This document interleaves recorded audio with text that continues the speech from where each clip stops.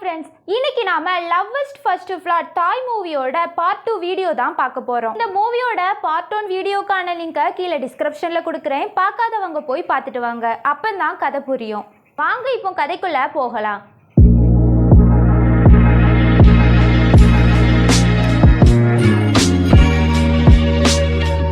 லாஸ்டா பார்க்கும்போது heroine ட்ரக்ல வராததுனால heroine கூடயே இருந்துடலாம் அப்படின்னு ஹீரோ முடிவு பண்ணியிருப்பான். இப்போ ஹீரோவும் ஹீரோயினும் ஒன்னா டைம் ஸ்பெண்ட் பண்றாங்க. மிலிட்ரி கேம்ப்ல இருக்க ஹீரோவோட அம்மாவும் ஹீரோயினோட அப்பாவும் ஒரு நல்ல ஃப்ரெண்ட்ஸா மாறிட்டாங்க.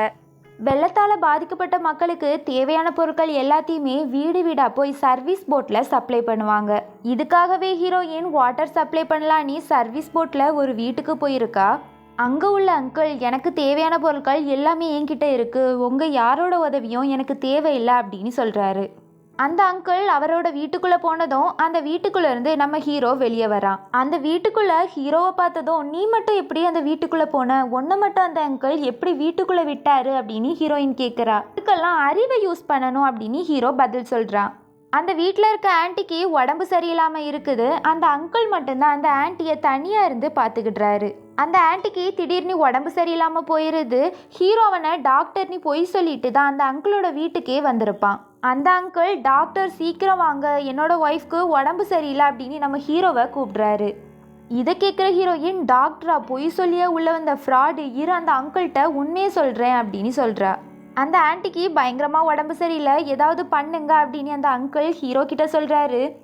ஹீரோ பயங்கரமாக பயப்படுறான். ஹீரோக்கு என்ன பண்ணுறது அப்படின்னு புரியலை. அந்த ஆன்ட்டிக்கு வழக்கமாக இப்படி உடம்பு சரியில்லாமல் போகும்போது ஒரு இன்ஜெக்ஷனை தான் போடுவாங்க. ஹீரோ கிட்ட அந்த இன்ஜெக்ஷனை கொடுத்து போட சொல்கிறாரு. ஹீரோவுக்கு அந்த இன்ஜெக்ஷனை எப்படி போடணும்னு கூட தெரியலை. ஹீரோக்கு பயங்கரமாக கை நடுங்குது. அந்த டைமில் ஹீரோயினும் அந்த வீட்டுக்குள்ளே வந்துடுறா. நீ எதுக்காக இங்கே வந்தேன்னு அந்த அங்கிள் கேட்குறாரு.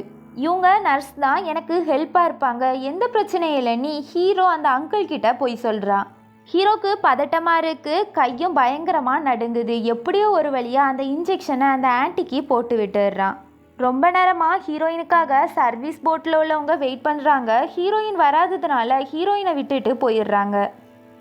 இப்போது ஹீரோவுக்கும் ஹீரோயினுக்கும் அந்த வீட்டிலேருந்து எப்படி கிளம்புறதுன்னு தெரியலை. இதனால அந்த வீட்டிலையே நைட்டு தங்குறாங்க.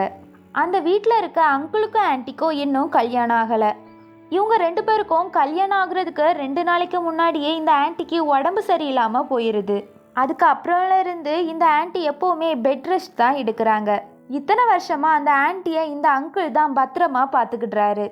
என்னைக்காவது ஒரு நாள் அந்த ஆன்ட்டி குணமாகி அந்த அங்கிளை கல்யாணம் பண்ணிப்பாங்க அப்படின்னு அந்த அங்கிள் பயங்கரமாக நம்புகிறாரு.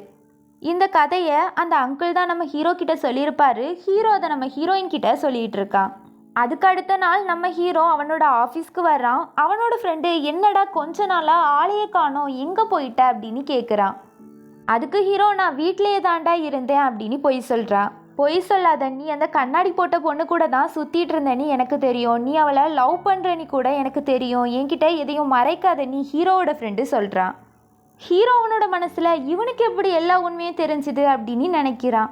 அதுக்கப்புறம் ஹீரோவோட ஃப்ரெண்டு நம்ம ஹீரோயினை மீட் பண்ணி நாம் பிரேக்கப் பண்ணிக்கலாம் அப்படின்னு சொல்கிறான். ஹீரோயின் அவளோட மனசுக்குள்ளே நாம் லவ்வே பண்ணலை, இவன் வேற பிரேக்கப்னு சொல்கிறானே அப்படின்னு நினைக்கிறா. ஹீரோவோட ஃப்ரெண்டு ஹீரோவுக்காக அவனோட லவ்வை விட்டு கொடுத்த மாதிரி மொக்கையாக ஃபீல் பண்ணுறான். அதுக்கப்புறம் ஹீரோவும் ஹீரோயினும் ஒன்றா ஃபெஸ்டிவலும் கொண்டாடுறாங்க. இப்போது ஹீரோவும் ஹீரோயினும் ரொம்பவே க்ளோஸ் ஆகிட்டாங்க. ஹீரோயினோட ஷாப்ல இருந்து ஹீரோவும் ஹீரோயினும் டிவி பார்த்துட்டு இருக்காங்க. டிவியில் ஒரு பையன் ஒரு பொண்ணை ப்ரப்போஸ் பண்ணுறான். மங்கி மாதிரி காஸ்டியூம் போட்டுட்டு கையில் பலூன் வச்சு ப்ரப்போஸ் பண்ணால் ரொம்பவே ரொமான்டிக்காக இருக்கும், அது எனக்கு ரொம்பவே பிடிக்கும் அப்படின்னு ஹீரோயின் சொல்கிறா. அதுக்கு ஹீரோ, இது ரொமான்டிக்காக இருக்காது, குழந்தைத்தனமாக இருக்கும், கையில் பலூன் வச்சுட்டு அதில் வேற அந்த காஸ்டியூம் ரொம்பவே ஹீட்டாக இருக்கும் அப்படின்னு சொல்கிறான். அந்த டைமில் கீழே ஏதோ சவுண்டு கேட்குதுன்னு அதை பார்க்குறதுக்காக ஹீரோயின் போயிடுறா. ஹீரோயினோட ஷாப்புக்கு 2 திருடங்க வந்திருக்காங்க. ஒருத்தன் ஹீரோயினோட வாயை மூடுறான், இன்னொருத்தன் கத்தியை காட்டி மிரட்டிட்டு இருக்கான். ஹீரோயினோட வாயை மூடி இருக்கவன் ஹீரோயினை தள்ளி விட்டுடுறான். இதனால இன்னொருத்தன் வச்சிருந்த கத்தி ஹீரோயினோட முதுகுல தெரியாம குத்திடுது. ஹீரோயின் மயங்கி கீழே விழுந்துடுறா. அந்த 2 திருடங்களும் பயந்து போய் அங்கிருந்து ஓடிடுறாங்க. ஹீரோ ஹீரோயினை தேடி கீழே வரும்போது ஹீரோயின் ரத்தத்தோட மயங்கி கிடக்கிறத ஹீரோ பார்க்குறான். ஹீரோ ரொம்ப பதட்டமாக ஹீரோயினை தூக்கிட்டு போய் ஹாஸ்பிட்டலில் அட்மிட் பண்ணுறான். அதுக்கப்புறம் ஹீரோ ஹீரோயினோட அப்பாவுக்கு கால் பண்ணி ஹீரோயின் ஹாஸ்பிட்டலில் அட்மிட் ஆகிருக்கிற விஷயத்தையும் சொல்கிறான். அந்த டைமில் ஹீரோயினோட மொபைலுக்கு ஹீரோயினோட ஃப்ரெண்டு கால் பண்ணுறான். அந்த காலை நம்ம ஹீரோ அட்டன் பண்ணி ஹீரோயின் ஹாஸ்பிட்டலில் இருக்கிறா அப்படின்னு ஹீரோயினோட ஃப்ரெண்டு கிட்ட சொல்கிறான். ஹீரோயின் சீக்கிரம் குணமாகணும் அப்படின்னு ஹீரோ கடவுள்கிட்டலாம் வேண்டுறான். அதுக்கப்புறம் ஃபுல்லாகவே ஹீரோ தான் ஹாஸ்பிட்டலில் இருந்து ஹீரோயினை பார்த்துக்கிடுறான். ஹீரோயின் பக்கத்தில் இருந்தபடியே தூங்கிடுறான். ஹீரோயின் முழிச்சு பார்க்கும்போது ஹீரோ பக்கத்தில் இருக்கிறத நினச்சி சந்தோஷப்படுறா. அதுக்கப்புறம் ஹீரோ மங்கி காஸ்டியூம் போட்டுட்டு கையில் ஒரு பொக்கே வச்சுட்டு ஹீரோயினை ப்ரப்போஸ் பண்ணலாம் அப்படின்னு ஹாஸ்பிட்டலுக்கு வர்றான். ஹீரோயினோட ரூமில் ஹீரோயினோட ஃப்ரெண்டு இருக்கிறான். அவன் தான் ஹீரோயினோட பாய் ஃப்ரெண்டுன்னு ஹீரோ தப்பாக நினச்சிக்கிடுறான். இதனால ஹீரோயினை ப்ரப்போஸ் பண்ணாமல் அந்த பொக்கையை அங்கேயே விட்டுட்டு ரொம்ப சோகமாக கிளம்பிடுறான். ஹீரோயின் டிஸ்சார்ஜ் ஆகி வெளியே வரும்போது அந்த ரூமுக்கு வெளியே அந்த பொக்கே கிடக்கிறத பார்க்குறா. ஹீரோ தான் இதை நமக்காக கொண்டு வந்திருப்பான் அப்படின்னு ஹீரோயின் நினைக்கிறா. இதனால ஹீரோயின் வேகமாக போய் விண்டோ வழியாக வெளியே பார்க்குறா. ஹீரோ ரொம்ப சோகமாக அந்த காஸ்டியூம் போட்டுட்டு போகிறதையும் பார்க்குறா. அதுக்கப்புறம் ஹீரோயினை பார்க்க போகிறதே இல்லை, ரொம்பவே தனிமையாக ஃபீல் பண்ணுறான். வெள்ளப்பெருக்கும் சரியாகுது. ஹீரோயின் வீட்டு பக்கத்தில் இருக்க ஏரியாவை எல்லாருமே க்ளீன் பண்ணிகிட்டு இருக்காங்க.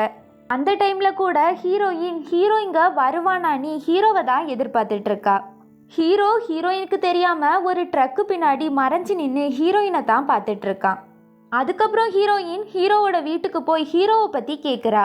ஹீரோவோட தம்பி ஹீரோ இப்போ கொரியாவுக்கு போயிட்டா, அங்கே தான் ஒர்க் பண்ணுறான் அப்படிங்கிற விஷயத்த சொல்கிறான். இதை கேட்குற ஹீரோயின் ரொம்பவே சோகமாகறா. ஹீரோவை நினச்சி ரொம்பவே கஷ்டப்படுறா. ஹீரோயின் தினமும் ஹீரோவை நினச்சி அழுதுட்டு இருக்கா. ஹீரோவும் கொரியாவில் ஹீரோயினை பற்றி தான் நினச்சிட்டு இருக்கான். இப்படியே ஒரு வருஷம் கடந்து போகுது. ஹீரோயின் வெட்டிங் ட்ரெஸ் எல்லாமே டிசைன் பண்ணுற ஒரு ஷாப்பில் வேலை பார்க்குறா. அந்த டைமில் அந்த ஷாப்பில் வெட்டிங் ட்ரெஸ்ஸஸ் வாங்குறதுக்கு ஒரு கஸ்டமர்ஸ் வந்திருக்காங்க அப்படின்னு சொல்கிறாங்க. ஹீரோயினும் அந்த கஸ்டமர்ஸை போய் பார்க்கலான்னு கிளம்புறா. அந்த கஸ்டமர்ஸ் வேற யாரும் இல்லை, நம்ம ஹீரோ தான். ஹீரோ அங்கே ஒரு லேடி கூட வந்திருக்கான். ஹீரோ கூட வந்திருக்க பொண்ணுக்கும் தான் வெட்டிங்னு ஹீரோயின் நினைக்கிறா. ஹீரோயினுக்கு ரொம்பவே கஷ்டமாக இருக்குது. இருந்தாலும் அதை வெளியே காட்டிக்காம ஹீரோ கிட்ட பேச்சு கொடுக்குறா.